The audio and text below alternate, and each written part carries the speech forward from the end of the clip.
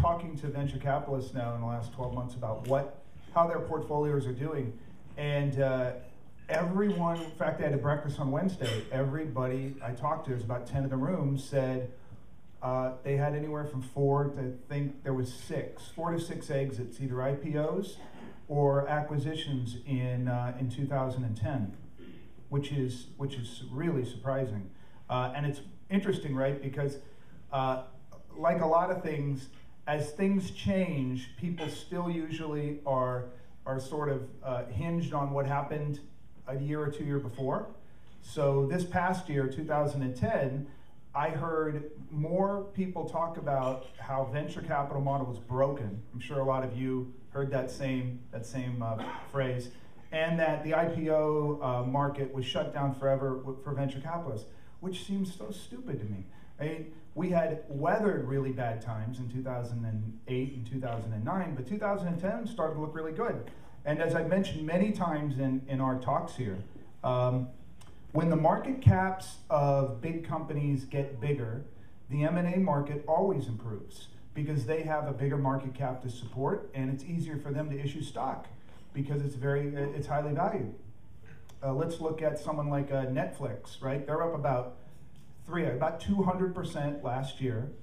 And what do you think they're going to do with that increased market cap?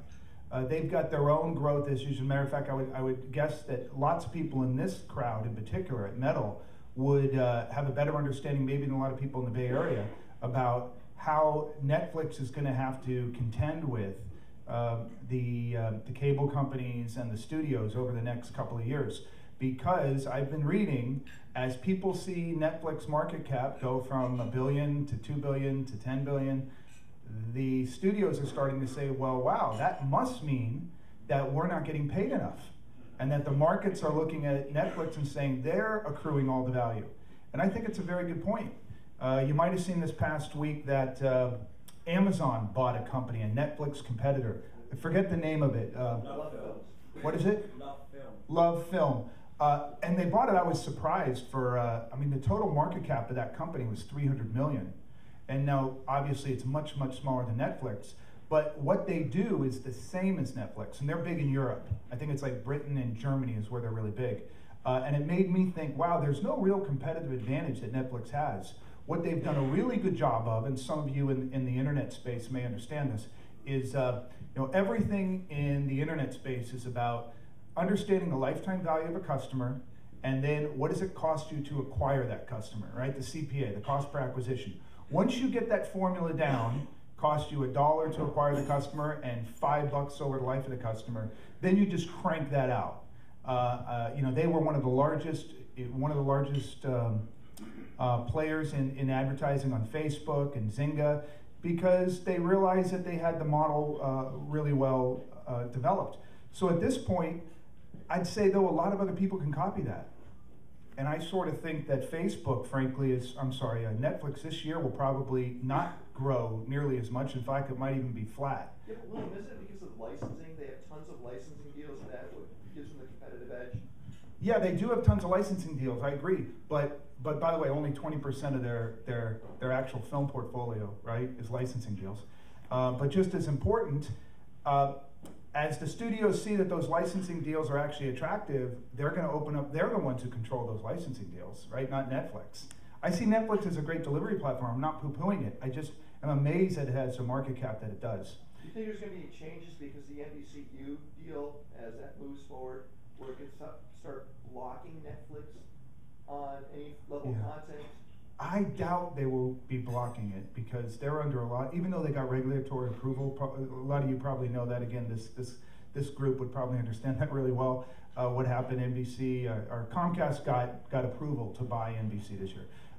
And so, yeah, I don't think and they're constantly subject to regulatory oversight. So I doubt that they're going to be sitting there saying, oh, we ought to go and now try to squeeze more money out of Netflix, at least that particular company. Ken mentioned Google and their CEO stepping down. Frankly, I've always thought of Google as a utility company, And so I've never thought of it as a terribly difficult company to manage. Now, I'm sure a lot of people would poo-poo me on that, but 92, 93% of their revenue comes from one product.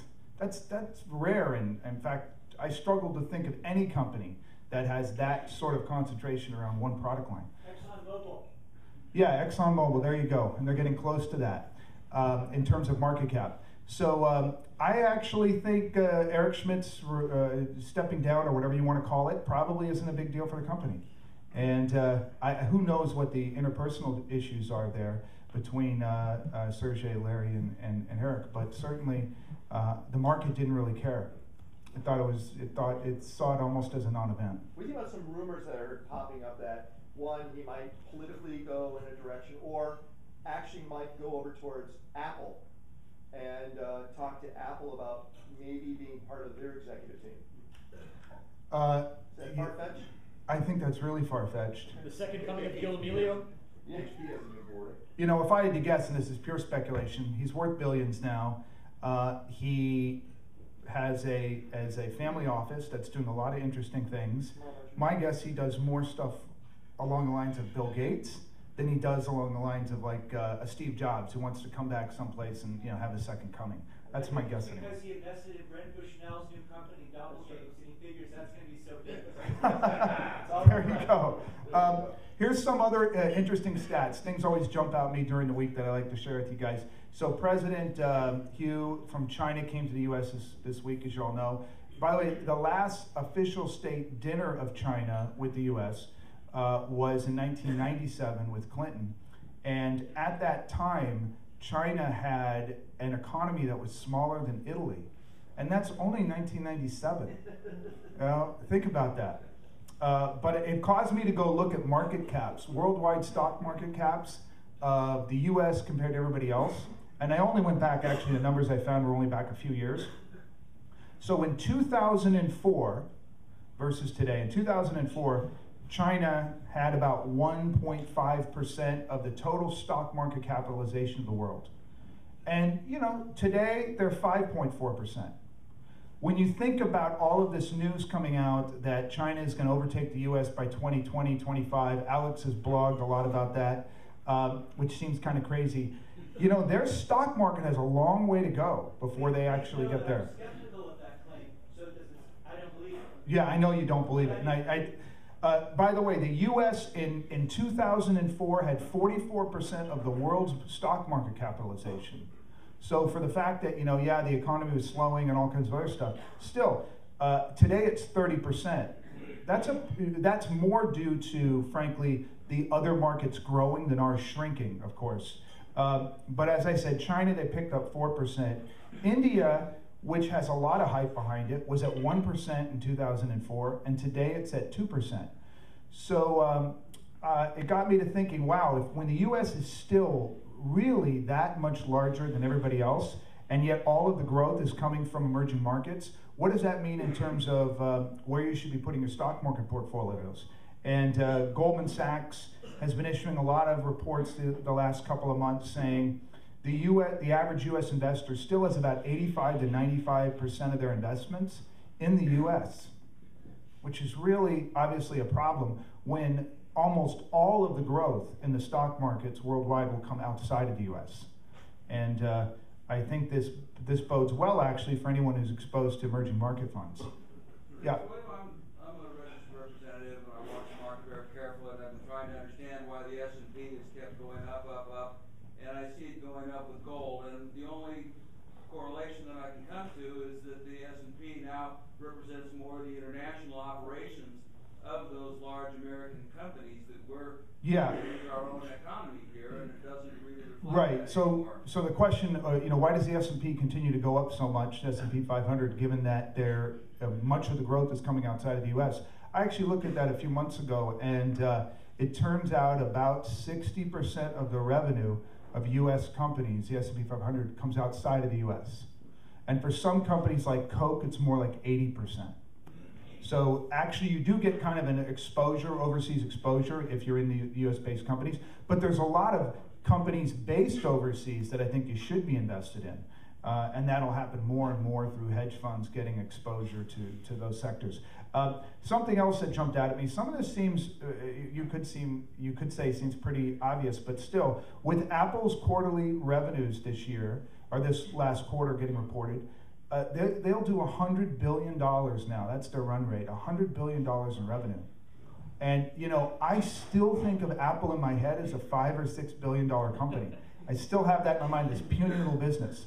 And as I've said many times, I don't know where Apple's going, but I don't think you can find another company in the US, if you look at their revenue split by product line, going back, let's say, the last 7 years, it is an amazing feat to see that the product lines shrink. If you look at a pie chart, they expand and they shrink, like literally year by year, where you'll have no product in a given market, a la the iPhone, and then 2 years later, it's 34% of the revenues.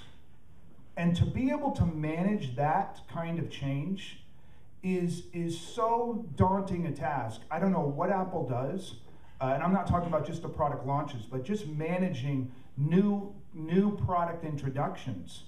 It's there's something about that company and its management team that is fantastic, and it goes clearly way beyond Steve Jobs.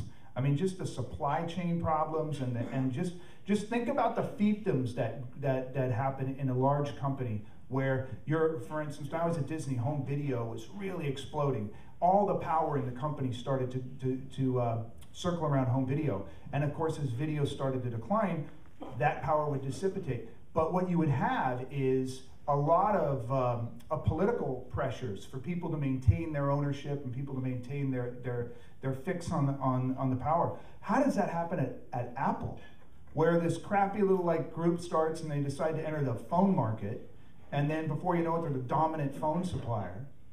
You know, that to me is a challenge. I don't know how Steve Jobs has done it, but he certainly deserves credit for being one of the most impressive managers of people. Especially when you call it a crappy little group, you know? That's impressive. Well, think about it. I know I've worked at a couple of large companies in my career. When you're a little startup in a big company, you're irrelevant.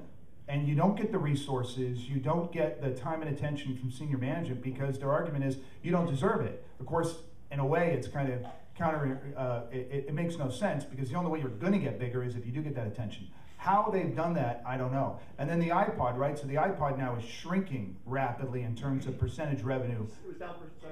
Right, and that's partially just because it's the rest of the pie is growing. So how does he deal with it? I would love to see Harvard Business Review do an analysis or go in there and share with us how Steve Jobs has managed that process. On the music side of things, there's an industry, of course, that struggled a lot. I found this little tidbit interesting.